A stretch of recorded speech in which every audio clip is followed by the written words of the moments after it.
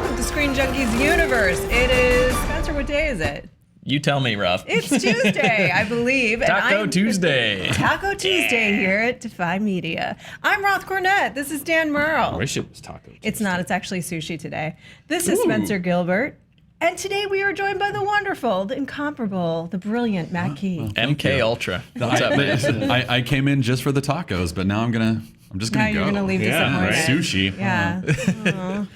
Why does nobody like sushi? No, I Let love us know in sushi, just not on a comments if you Tuesday. guys Just like Doesn't sushi. work well with Tuesday. Not twice a week, Yeah, every you, week. yeah, you can't say Sushi Tuesday.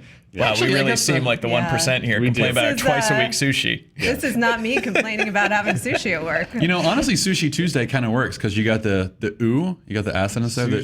Goodbye, Sushi Tuesday. Yeah. No, There we go. Kind of works. Perfect. Well, we are 1 minute in and officially off the rails, folks. So indeed, welcome to SJU. We brought Matt in today because yesterday some cable images dropped.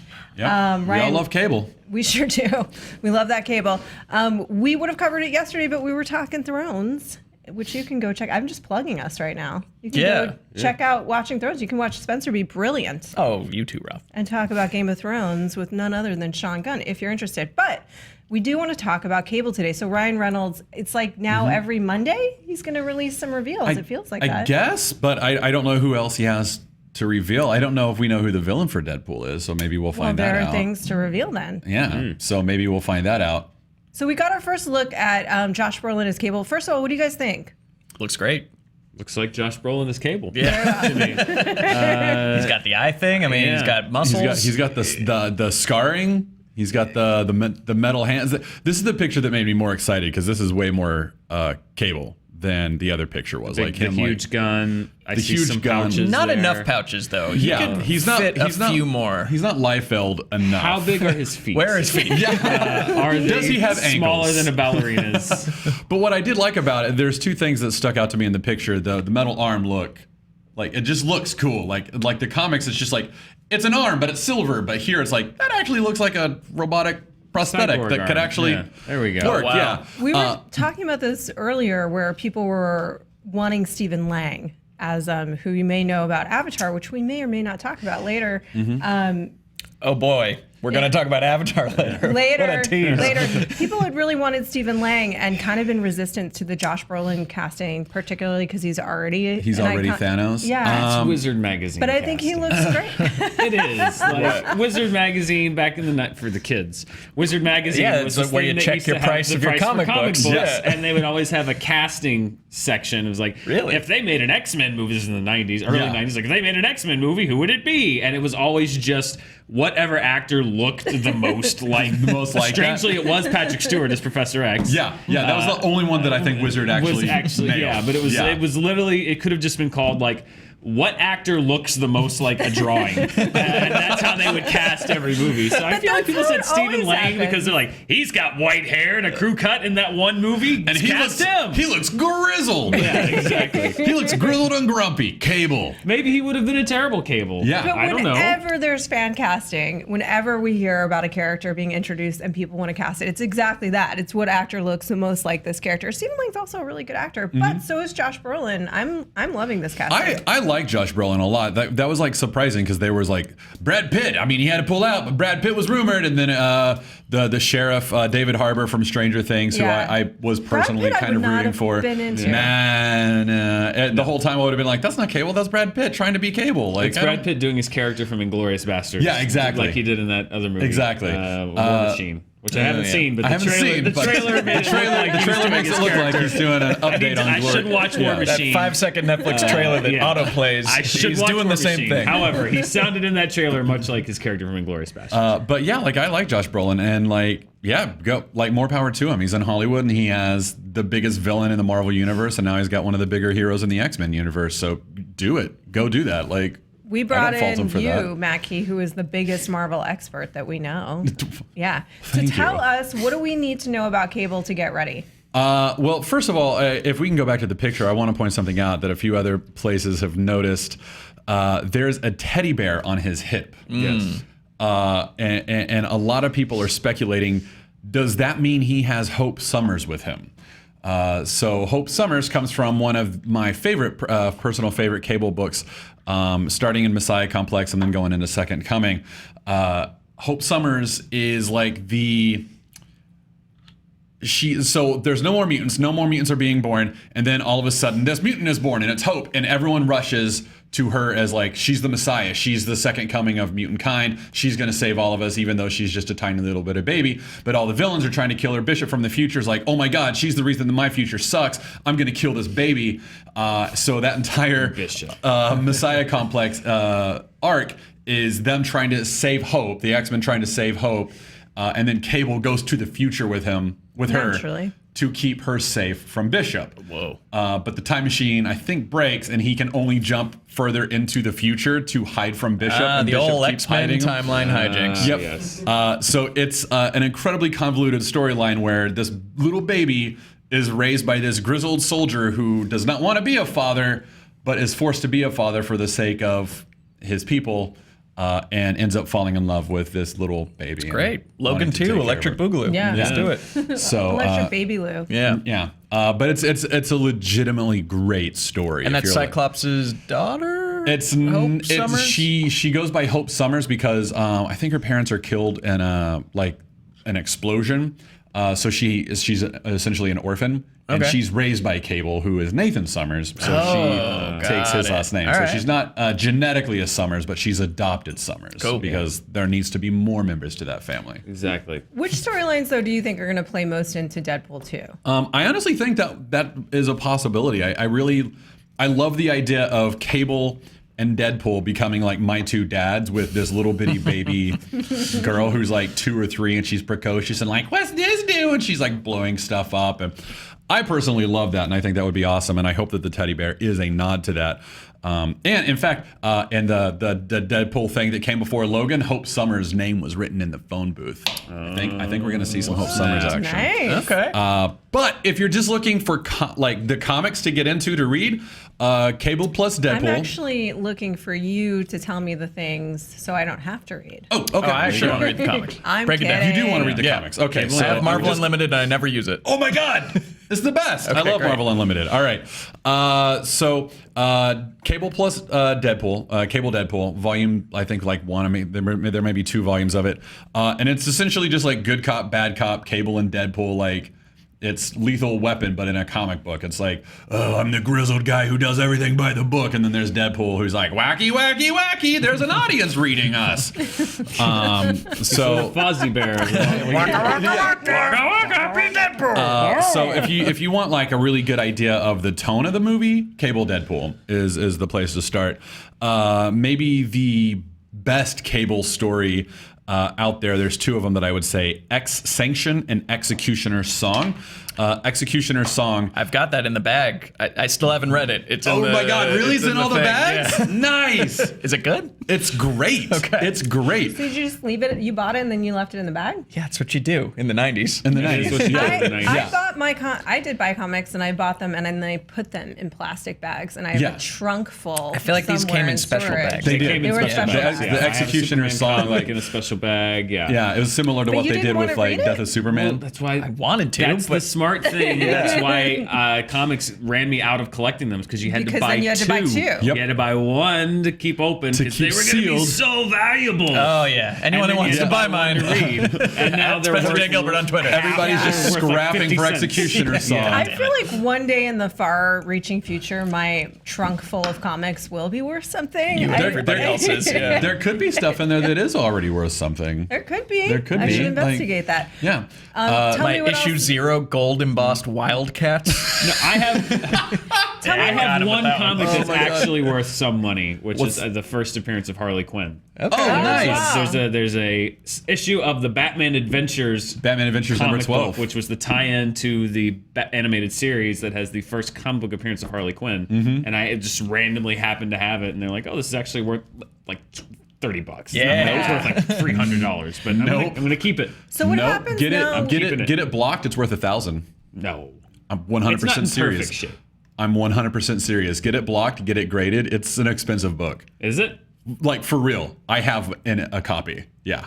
This is amazing. Dan just made Dan just made $1,000. You're watching it home. Put it in the safe right now. Yeah. Yeah, like for real. all right. For real. We had 2 copies and sold one for close to $1,000. I almost got ripped off then. Yeah. Because I took it to a comic book store. Shady. And I was like, I'm not going to sell it. Can we just do a show where Matt Kia praises our Yeah, comic collections? exactly. Yeah. Okay, great. No, I'm Do serious. it. Bring it in. I've got it here. I've got it here. I'm just going to bring you all my comic books and have you look at them because I trust you. I can tell you. I can Okay. tell you. Good to know. So But execution. what do people do now? Just I want us to get off back onto this topic. sure. but No, ask away. I have Comixology now, so there is no more physical collecting in my life. Sure. So do people still? Is that still a thing? Are people still out there? I'm yeah. sure many Absolutely. people are, but like absolutely. The way I collect is I stay mostly on digital with Comixology, but then if I'm like, because I pay attention to the comic book trays and stuff like that, I'm like, oh, there's a new appearance of a character. I'm gonna go buy that issue. Like, so when Riri Williams came out in Iron Man whatever issue, I can't remember. I was like, oh well, I need to. Like, that's Riri Williams. Like, she might be something someday, so I'll go buy that issue. okay, and then you're collecting that in the hopes that you can, like Dan, just suddenly make $1,000 on a random Tuesday morning. Yeah, Great. yeah. Sushi Tuesday. Wow. Sushi Tuesday is awesome for I Dan. like it. Yeah. So Executioner's Song. So Cable shows up in New Mutants number 98. Creates the team X-Force about 2 to 3 issues later with Domino. So Domino's also in this movie. I really think that the two of them are going to create X-Force along with Deadpool and the New Mutants. I think those two movies are going to combine to create a new Wow, thing. look at that. What does his skeleton look like? I mean, This is the biggest knee of all time. look at this tiny head, this mass. I mean, those are either huge shoulder pads. Look at that bulge. Or, That is a strong bulge. or lack goodness. of. So he appears there, but like he has a mysterious past. Executioner's Song is where you finally learn, he is Nathan Christopher Summers, the son born to to Madeline Pryor and Scott Summers. Madeline Pryor is a clone to Jean Grey after course, she died, yes. created by Mr. Sinister, of course. But he's born with he's infected with a techno-organic virus, I believe by Apocalypse, sent to the future where Rachel Summers, a displaced Time's daughter. It's confusing, but like essentially his like niece, I guess, raises him, calls him the Ascani son because the Ascani are like this future version of the X-Men, and he comes back in time. Okay, so you learn all of that, by the way, in the Adventures of Cyclops and Jean Grey, or Cyclops. I wrote Cyclops and Jean, and that is a 1994 book that comes after the Executioner's Song when you discover that he's actually from the future. There's also a clone of him named Strife who comes back in time also Strife strike file. Yeah. Got that one. And he that's not worth anything. Oh, damn But he starts something called the Mutant Liberation Front. And again, all of this stuff is going on in previous issues, but it's not until Executioner's Song that you discover the history of Strife and Cable and who they are in relation to the Summers family and therefore most of the X-Men and stuff like that. So goodness. and it's like almost like 8 to 9 month every single X book crossover. So how do you think that that will play into this movie? That will not play into this movie. Very well. However, that's just good reading. It is great reading. It's essential Cable reading to get his character down, but it's also aspects of that history may play into the character because he's a time traveler. Deadpool and Ryan Reynolds, not Deadpool. Ryan Reynolds in one of his tweets Ryan Reynolds says is a like time traveler? Yeah, he's a time traveler.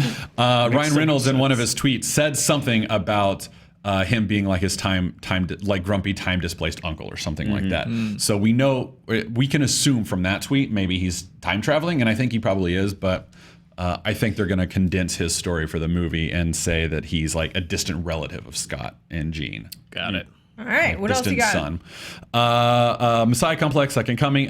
Read X-Force Volume 1, that's good. X-Sanction. So I've already mentioned Adventures of Cyclops. That's kind of mixed in with his history.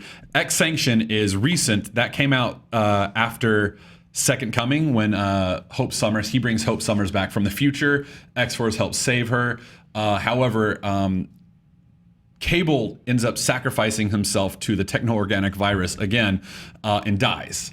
But he doesn't die. He ends up like far flung. I know! It's a What a comic book. shocking Isn't that move for crazy? comic books. Yeah. And someone didn't die. There are no real Can I stakes. just Wow. say Dan is on fire today? He's winning $1,000. He's like halfway to Scoots McGee. Loving it. I don't know who you're talking about. But he ends up coming back from the future because Hope Summers doesn't survive and it's the Avengers' fault. And he's like, oh, screw you guys. We won't And be he- seeing the Avengers in this movie. No, we will not be seeing the Avengers in this movie. But it is, if you want some good cable reading, it's only 4 issues, and he kicks every Avenger's ass. Like, and he starts with Captain America, where he's like, "Hey, you tell him I'm coming. You tell him hell's coming." Like, he's just like takes him out. Tombstone. Yep. Awesome. It's some great reading. All right. There you go. Very well, thank you. God, that was a comprehensive. Science. I know. Sorry. I was captivated. We have other topics today, but we're gonna have to plow through them. I think a little bit. I'll rapidly. keep my mouth shut. No, don't. No, I please. would. This is delightful. I have to do almost nothing. It's wonderful for me today. Where does the film Cable Guy fit in all of this? Cable's distant relative is Jim Cable. Oh, Jim Cable. I love it. Yeah. Ace Fatuda.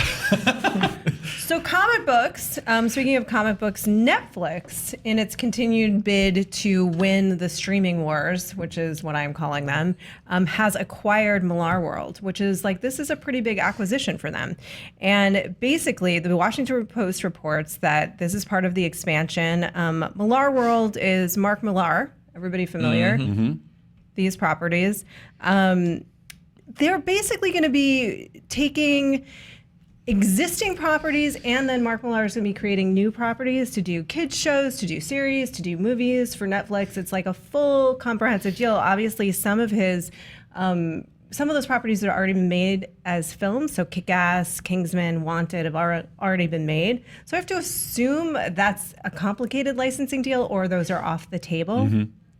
So it's interesting in the sense that, A, this is a move on Netflix's part that I'm curious what you guys think. Like, is this a smart move? They are sort of doubling down on owning original properties is the goal here. Because a lot of the original Netflix originals, they are licensing. They're not making them. Orange is the New Black, the Marvel series. They've obviously had a huge amount of success with the Marvel Netflix series. So they're doubling down in comic books to some degree, or at least stories based on comic books. What do you think of that as a move overall? Gosh, I mean, I'm sure I've been algorithmically targeted by them because, like, I'm interested in it. I like the things he's done in the past and would check out what he's done in the future. But I feel like that's the result of some kind of, like, weird viewing habits equation that they traced. And were like, people like this, people like that, probably like something like this. It feels kind of, like, calculated, but I don't mind.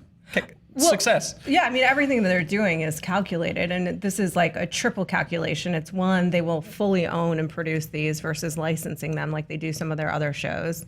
2, it's if you're buying him to not only the existing works, which are smaller than your Daredevils, but also that he's agreed to create new original series for you. That's a pretty big sweeping deal all at once. They won't say what they paid for it. But it's not like Marvel money, but it can't have been cheap. Guesses? How much he got? What his payday was? Oh, I have no idea. What they paid to acquire. I mean, they acquired it full stop. Probably like $1 million. $1 million. $1 million. He gets free Netflix for life. I mean, I think it depends on the length and breadth of what they licensed and what they're planning on doing. No, they bought it. Like, as far as I understand that this is. Well, yeah, but I mean, like, is Kick-Ass thrown in there? Is it not? Is Wanted, like, do the name properties come with it, or do they not? How much of it is original? How much of it is he going to develop? Like, what are you going to take from Millar World? What are you going to hire him to do? And I'm sure there's a lot of complicated. I mean, I can't imagine it was like a Lucasfilm size deal, just because these are good works, but like not many people outside of Mark Millar fans had heard of the Secret Service before Kingsman came out, or even Wanted and Kick-Ass. Even I think most people didn't associate those as Kick-Ass adapted was probably, from a comic book movie. That might have been the most directly. Yeah, that was probably the most famous that was adapted when it was adapted. But yeah. But that's the other interesting thing is that we all are fans, right? Like I like what he's done. I love those movies too, but they haven't necessarily killed at the box office. Kingsman did pretty well. Kingsman did really well. The first Kick-Ass were good enough to warrant a sequel. Over time, Wanted, I think, did pretty well. Kick-Ass in theaters didn't do all that well, and then this Kick-Ass 2 certainly didn't. But this is the man behind also Old Man Logan and Civil War. He's a great writer. So. I mean, the thing with like Millar, I've heard it pronounced both ways, is that he's Millar. He's low on dialogue. He's great on story. Doesn't like a lot of talking. He likes big story moves and big action pieces. So it seems like that's what Netflix is trying to buy into with this. He's got books like Nemesis, where it's this dude who just like rides on the hoods of cars and shoots people, and like everyone's like, we got to stop this guy, you know, like, and there's a big twist at the end, but like that's the kind of stuff that he likes to write. Like it's typically hyper violent kinds of stuff.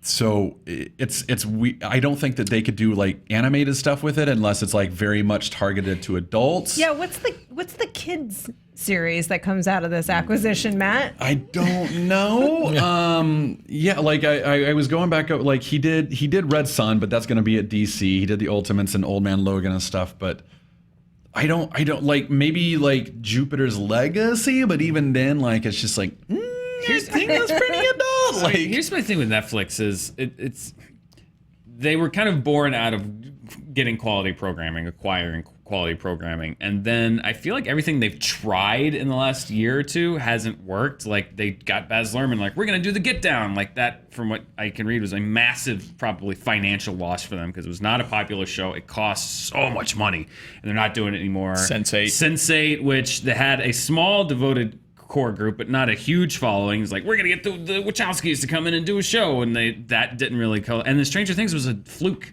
Like there was no hype for Stranger Things. They weren't like plugging Stranger Things as the next big thing. It just happened to be really good, and people caught on to it organically. And I feel that's my big worry with Netflix is I feel like you're saying, they feel like they have to win the streaming wars. Like they won the streaming wars. Like Amazon and Hulu, like there are more people that are using them, but like Netflix is a juggernaut, and I feel like they're acting like a company that's still trying to win. Like they're trying to win everybody. They're trying to get every single person on the face of this planet to subscribe to them. Well, they're spending bazillions of dollars, as you covered in that video, but also like studios need to make a lot of crap to find the good stuff. Like they need to just if they could predict it with the algorithm I was joking about before, then everything would be good.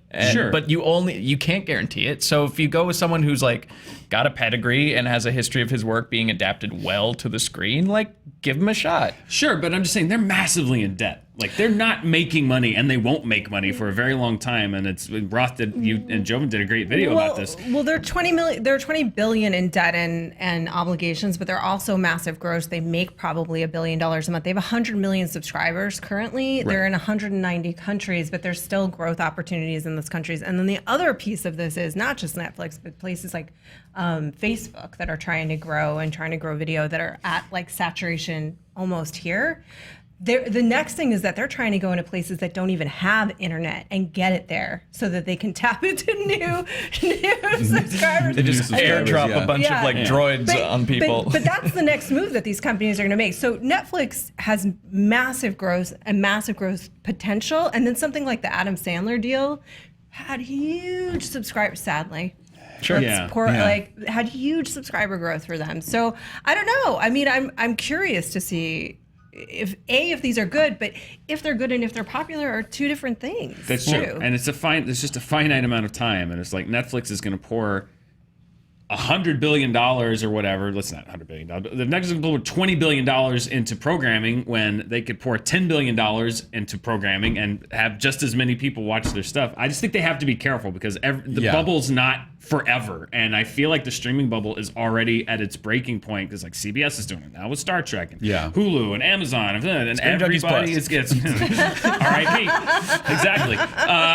Everything is stretching to its capacity, and it's like they're not all going to survive, and I would hate for that bubble to burst and then Netflix has pumped all this money into this programming that now people are like, I don't really want to watch it. And then, exactly. It's just like, I just think they should be careful. I'm not saying this is a bad idea, but like they shouldn't go out and buy every Millar World in the world that they can find. Like we're going to make all the programming because it's a risk. It's a big risk. Maybe it pays off. Maybe it doesn't, but it is a huge risk. Can I tell you the book that I want to see him do into a movie? He had a book that was nominated for an Eisner last year called The Chrononauts, and it's about these two guys who in the future they discover time travel, and they send these two pioneers. They're like, hey, you're our Lewis and Clark of time travel. Go see what you can do. And they go to the past and like, this is kind of awesome. Let's never return to the future and let's just be kings here. And they just like travel through time, just being like setting themselves up as like the rulers of wherever they land.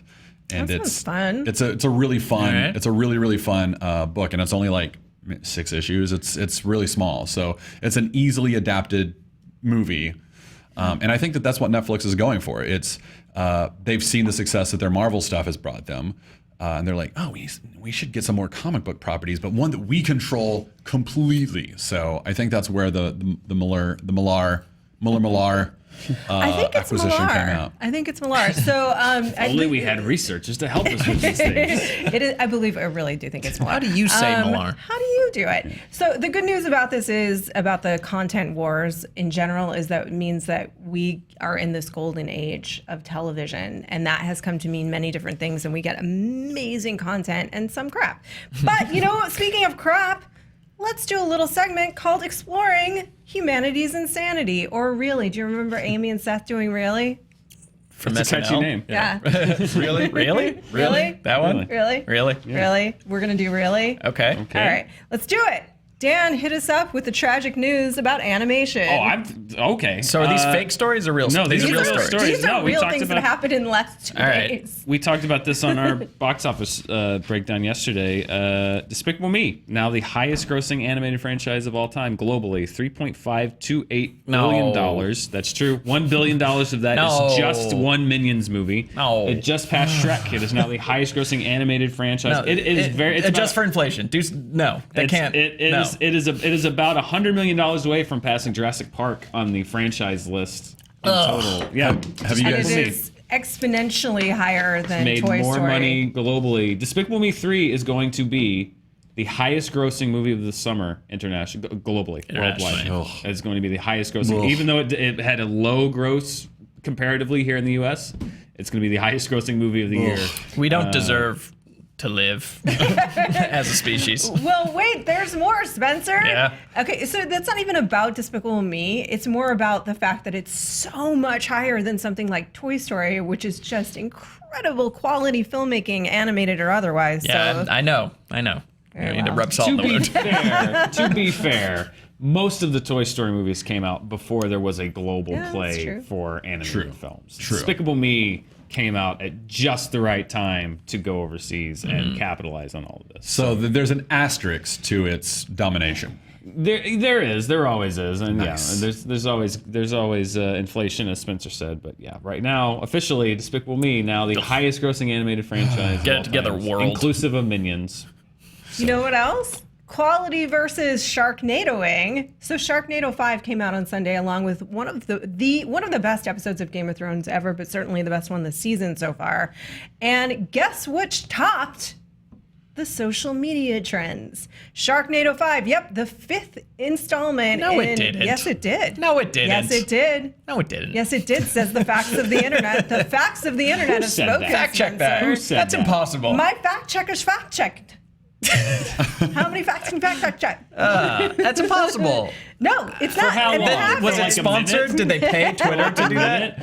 I don't know for how. God, I didn't know. I was, Deadline. stories from from Deadline. Deadline. Ooh, Says our Deadlines. fact checker Yeah, Billy. Billy, for how long? It says at one point in the evening, it topped the HBO Fantasy. It doesn't matter at any point. It was But you know what? No, but I Look, just a wanna lot of know- dummies think that the trends are like worldwide when they clicked personalized trends for me. So I think that reporter was just a Sharknado fan and they didn't realize that it was a personalized trend. I really think that these are don't think so. actually global trends. But it- Plus, Sharknado was airing simultaneously everywhere, and Game of Thrones. I think some people watch it on East Coast time, some people watch it on West Coast time, some people watch it on HBO Yeah, Go. some people hashtag Game of Thrones, some people hashtag GOT, some people hashtag Watching Thrones. You know, it's spread out. There's only one Sharknado. Ugh. I think they probably combine the hashtags. Why do you guys just don't want to believe this? I Here, don't let me believe say this. something in defense. I love B movies. I love the Asylum movies. I love the genetically engineered water beast movies. Deep Blue Sea is amazing for me. Having said That's better that, than an Asylum movie. let's do better, people. Yeah. Let's do better. Well, no, because Sharknado's not that. Sharknado bumbled ass first into some kind. They aired on the right night on one lazy summer evening and got a little bit of Twitter attention, and it was so effing stupid that people talked about it, and then they tried to M. Night Shyamalan happening that thing, like, no, we meant for it to be this dumb. It's just as shitty as every other shitty movie on Sci-Fi Channel. This one happened to explode on Twitter one night, and now they're pretending like there's some garbage heap geniuses. No, you're making a crappy movie that you know is a crappy movie. Guess what? Crappy movies that know they're crappy aren't fun. I don't think any of the Sharknadoes are fun because they're like, look how crappy we can be. It's self-intentionally crappy. It's like later scary movies when they just like be like, here, we're just gonna throw as many references as we can. They just did some like drew a line of cocaine from like Burbank all the way to wherever they were shooting and see what F-list celebrity showed up. And like, oh, Sharknado 5? Okay, all right. What? Because Sci-Fi's owned by NBC, what hapless Today Show anchor can they threaten with termination to appear in their shitty shark sequel? It's like, I hate those. It was funny once. It was funny once. It wasn't even that funny. I've seen Mega Shark versus Giant Octopus is 10 times funnier than the first Sharknado because it's not trying to be stupid. That's I also way enjoy dumber. Piranhaconda. I can recommend Piranhaconda unreservedly. I just hate this thing. Did you guys of just see like, the Debbie Gibson Tiffany one? No. Yes! Debbie Gibson and Tiffany. And in their dialogue, they're just quoting lines from each other's songs the entire film. It's like the Oh my God. Expendables with 80s mall pop. I do love good B movie, but let's do better, people. Okay, Billy's telling me to move it along. Avatars are moving forward. Avatars. And James Cameron has told us, like, okay, if you don't want spoilers for Avatars, the truth is you don't remember anything about Avatars. Ponytail So I sex. cannot spoil anything about it for you, because Colonel Quaritch is going to be the villain. I don't know, Quidditch? Giovanni Ribisi? No, exactly. Oh, Cable. You didn't even know who it was. It's Cable. It's Stephen Lang. He is going to be the villain for all 4 of the sequels. And everyone dead is coming back to life, seemingly, in these sequels. And we have a quote. It'll probably from be a Cameron. prequel trilogy, right? Like an Anakin The origin Anakin story. origin story. Yeah. How do you get that scar? This is the thing. Like, he says the interesting conceit of Avatar is that it's pretty much the same characters. There are new characters and a lot of new settings and creatures. So I'm taking the characters, blah, blah, blah, blah, blah. Same motherfucker. He's like, basically, it's going to be... He gives up on his own pitch. That's the same motherfucker. It's going to be the same villain for all 4 films. And let me say this again. I love James Cameron. I believe in James Cameron. Every time we doubt him, he comes through and comes up with some kind of blockbuster. So I don't doubt that he's going to do something with these 4 Avatar sequels. But the interesting thing for me is that the biggest complaint about Avatar was that it was not original storytelling. So he's like, yeah, I'm literally just going to then use the same villain for 4 movies. Well, my favorite thing about that quote was basically he like just described a sequel. He's like, so it's the same characters. Also some new places. stuff. There's some new stuff, different places, some new characters too, but a lot of the same characters. That's exactly how they pitched Die Hard 2. Yeah. Is there some massive Avatar fan base that I don't know about? Do you guys remember things from Avatar? They're out there. There's people who really love the movie, like, aside from all the technical stuff, like they care about Jake?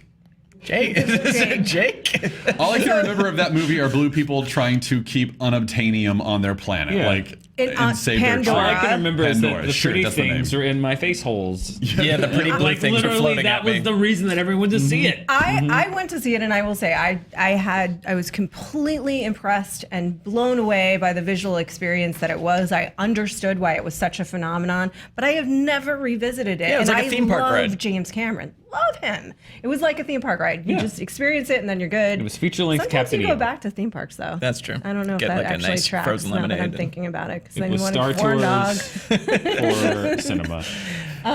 Yeah, exactly. What did you say? It was Star Tours for Star cinema, Tours for yeah. cinema. Ooh, look over I there. love Yeah. Star Tours.